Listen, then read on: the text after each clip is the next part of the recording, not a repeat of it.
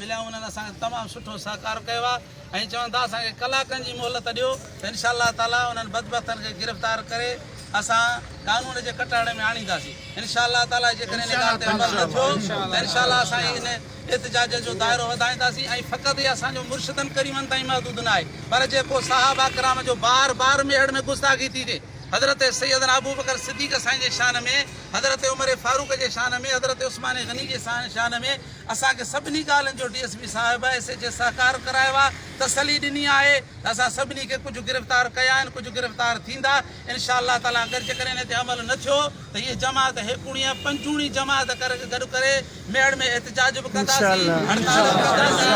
इंशाअल्लाह ताला। Rubber Hussain number ते असां DSP साहिब खे इहो बि इतलाह कयो आहे त इन गुस्ताख जो चैलेंज जेको कयो आहे अब्बा साईं खे उहो असां जमायत खे क़बूल आहे।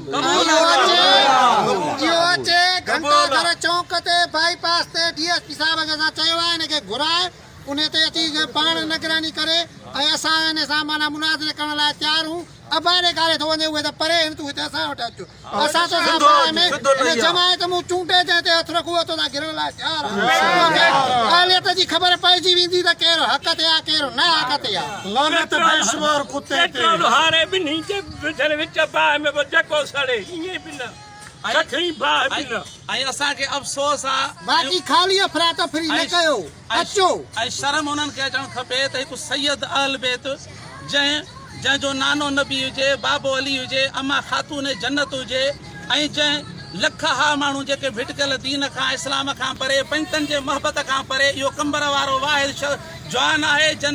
जे बचे में अहल बैत जी मोहबत पैदा कराई आहे, पंजतनि जी मोहबत कराई आहे ऐं हिकिड़ो भंगोरे चरसी हिकिड़े नशे जे तित थी करे हो तो चैलेंज जे जंहिंखे वुज़ूअ जी तहारत जी ख़बर कान्हे ऐं शर्म उन्हनि खे अचणु खपे जेके उनजे फेवर में कमेंटूं करे रहिया